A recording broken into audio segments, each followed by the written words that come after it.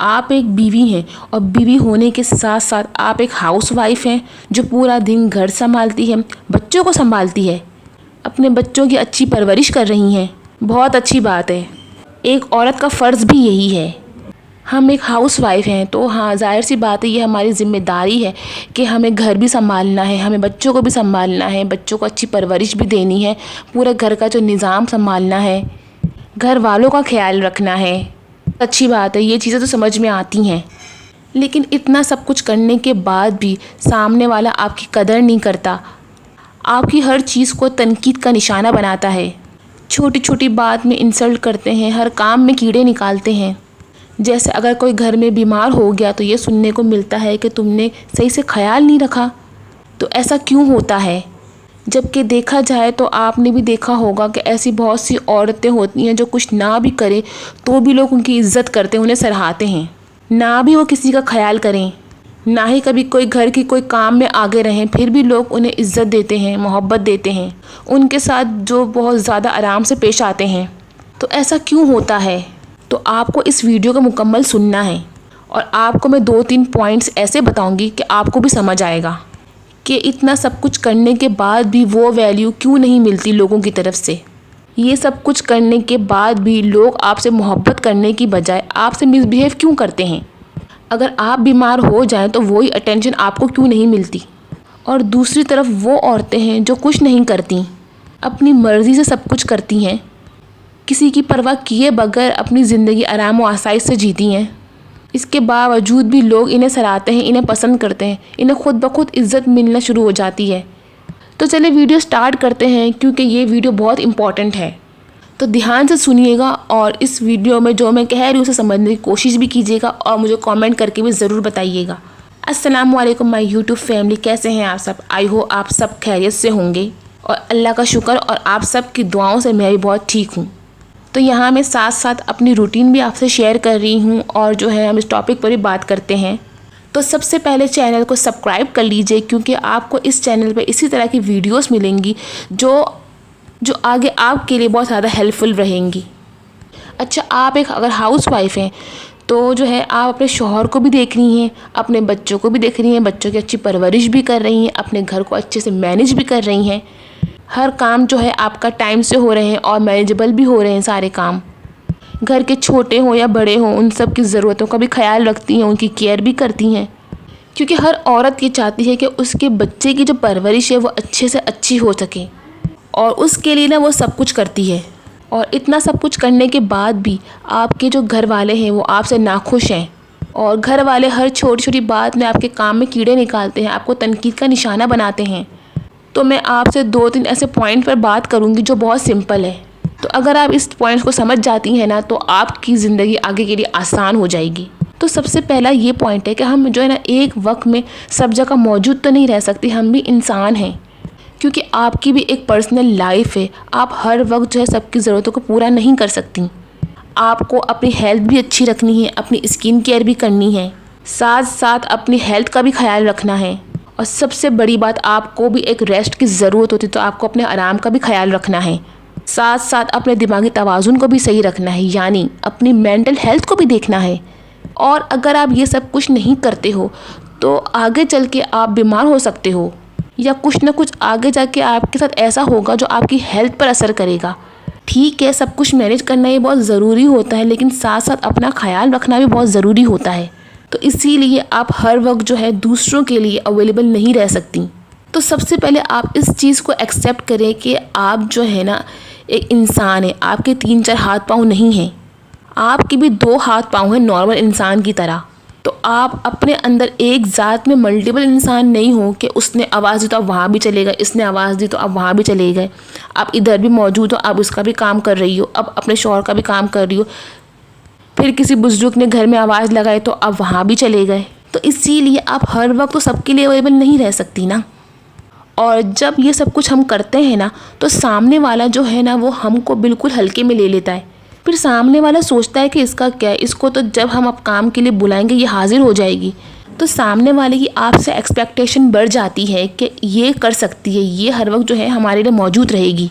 अच्छा, शुरू में क्या होता है कि लिहाज मुरव्वत में ना आपको एक साथ इतने काम नहीं दिए जाते, फिर क्या होता है कि यही सब कुछ करते करते ना आप जो है बीमार पड़ना स्टार्ट होती हो। ये सब कुछ लेकर जो है आपका जो डिप्रेशन वो बढ़ता रहता है। आपके लिए वही काम करना मुश्किल हो रहा होता है जो आप डेली रूटीन में कर रही होती हैं सबके लिए। तो जो काम आप डेली कर रही हो और वो आगे जाके किसी भी वजह से वो काम आपसे वही काम नहीं हो रहे, जैसे आप जैसे नाश्ता बना रही हैं या फिर कुछ भी कर रही हैं, वही काम जो है आगे जाके आपसे नहीं हो रहे, तो जो है घर वालों का मूड बनना शुरू हो जाता है। तो यहाँ पर ना जो है ना हम अपने साथ जो है ज़्यादती करना स्टार्ट कर देते हैं। तो हमारी बॉडी को भी ब्रेक की ज़रूरत होती है जो हम दूसरों की वजह से अपनी जान पर जो है ज़्यादती कर रहे होते हैं। हर इंसान के लिए मी टाइम जो है ना वो बहुत ज़रूरी होता है। पूरे दिन में अपने लिए आधा घंटा निकालना भी बहुत ज़रूरी होता है। और कभी कभी ऐसा होता है कोई हमें सामने वाला काम का कहता है तो हमें अपने आप को देखकर उसे इनकार भी कर देना चाहिए। इससे अपनी खुद की भी इज़्ज़त बढ़ती है, हमारी सेल्फ रिस्पेक्ट बढ़ती है, सामने वाला भी इज़्ज़त करने लगता है हमारी। जो लोग आप पर डिपेंड करते हैं होते हैं ना कुछ घर में इस तरह के लोग कि आप करोगी तो ही सब कुछ होगा, आप पकाओगी तो ही हम खाएंगे, वरना हम अपनी जान नहीं चलाएंगे। तो जब इतने सारे लोगों का इतना सारा काम होता है ना तो हमें बताना पड़ता है उसे कि हमारे जो है ना 2 हाथ हैं, 4 या 6 हाथ नहीं है, हमें भी हेल्पर्स की ज़रूरत होती है, या फिर आप मेरी हेल्प करें। मैंने ऐसे भी घराने देखे हैं जहाँ पर बहू आती है शादी होकर और शादी के फ़ौरन जो घर का सारा काम है ना वो उन पर डाल दिया जाता है। अगर करती हैं तो और काम डाल दिया जाता है, अगर नहीं करती तो घर में जो है लड़ाई झगड़े होते हैं और मियाँ बीवी में जो है इख्तलाफात किया करवाए जाते हैं। और मैंने ऐसे भी घराने देखे हैं बड़ी बड़ी फैमिलीज़ में जो है ना एक ही औरत पूरे घर को मैनेज कर रही होती है, चाहे वो बीमार हो चाहे वो सिमार हो, यही नहीं देखा जाता, उसकी सेहत का ख्याल नहीं देखा जाता, वो चाहे जिस भी हाल में रहे, और वो लिहाज मुरवत की वजह से ना भी नहीं बोलती। तो इसीलिए हमें कभी कभी इनकार भी करना चाहिए। और हर जगह पे हर वक्त अवेलेबल रहना तो ये आपके लिए ख़तरनाक है। और सबसे अहम चीज़ जो हम औरतों के अंदर होता है वो है जज्बात। हम अपने जज्बात को कंट्रोल ही नहीं कर सकते। अगर कोई हमसे उल्टी बात करता है या फिर ऐसी वैसी कोई बात करता है तो हम जो है तेश में आ जाते हैं और थोड़ा ज़्यादा लाउड हो जाते हैं। और इसी तरह अगर आपसे किसी ने 2 बोल आराम से प्यार से बोल लिए तो हम क्या करते हैं, हम पूरा दिल अपने जो है पूरी हिस्ट्री उसके सामने खोल कर बैठ जाते हैं कि सामने वाला मेरे साथ बहुत अच्छा है तो मैं उसके साथ और भी ज़्यादा अच्छी बन के रहूँगी, डबल ट्रिपल अच्छी बन के रहूँगी। ये भी तो हो सकता है कि सामने वाला जो आपसे इतनी मीठी मीठी बातें कर रहा है आप अपनी ज़िंदगी की सारी बातें उससे शेयर करें, या ये चाहता हो सामने वाला कि आप सही पूरी तरीके से उसके साथ खुलें, ज़िंदगी के सारे सीक्रेट उससे शेयर करें, आप अपनी ज़िंदगी में क्या करने वाली हैं, आगे आपकी ज़िंदगी में क्या हो रहा है। अच्छा, ये सब कुछ जानकर वो सामने वाला ना आपके अगेंस्ट भी सब कुछ यूज़ कर सकता है। तो इसीलिए जज्बात पर कंट्रोल रखना चाहिए, हर किसी पर ब्लाइंड ट्रस्ट भी नहीं करना चाहिए और हर किसी को शक की नज़र से भी नहीं देखना चाहिए। आप इतना ब्लाइंड ट्रस्ट करने से पहले सामने वाले को थोड़ा चेक करा करें, फ़ौरन से है उससे घुल मिलना भी सही नहीं होता, उससे पहले चेक करें कि वो कितना आपका है। मुझे लगता है कि आपके जो अपने हैं वही सिर्फ अपने हैं, वही आपके जो सीक्रेट को सीक्रेट रख सकते हैं। इसके अलावा जो भी आपका राज लेते हैं ना वो सिर्फ आपके राज को आगे दूसरे लोगों तक पहुंचाते हैं। तो सबसे ज़्यादा जो बेस्ट फ्रेंड होता है आपका, जिससे आप सब कुछ शेयर कर सकती हैं, वो आपका हस्बैंड होता है और आपके माँ बाप होते हैं। भाई बहन भी कुछ हद तक यानी कि शादी के बाद भी वो थोड़े बहुत चेंज हो जाते हैं। तो इस बात को समझना ये बहुत ज़रूरी होता है कि अगर आपकी ज़िंदगी वैसी नहीं रही तो यकीनन आपके भाई बहनों की ज़िंदगी भी वैसी नहीं रही, उनकी ज़िंदगी में बहुत चेंजिंग आ जाएगी। तो वक्त के साथ साथ उनकी ज़िंदगी में भी ऐसे लोग ऐड हो जाते हैं जो उनके लिए फ़र्स्ट प्रायोरिटी होते हैं। अगर आपको लगता है कि आप जो है हर किसी को एक्सप्लेनेशन देते रहोगे, हर किसी के साथ अच्छे रहोगे तो हर कोई आपको पसंद करेगा, तो ऐसा नहीं हो सकता। इसीलिए सामने वाला आपके बारे में जो भी राय रखता है ना उसे रखने दें, उसको उसी सोच में रहने दें जो वो आपके बारे में सोचता है। अब वो जाने और उसकी सोच जाने, क्योंकि आप हर किसी का माइंड नहीं बदल सकती और आप हर किसी की सोच पर पहरा भी नहीं लगा सकते कि वो आपके बारे में अच्छा ही सोचे। आप उस इंसान को मजबूर तो नहीं कर सकते कि वो आपको पसंद करे, आपकी आदतों को पसंद करे।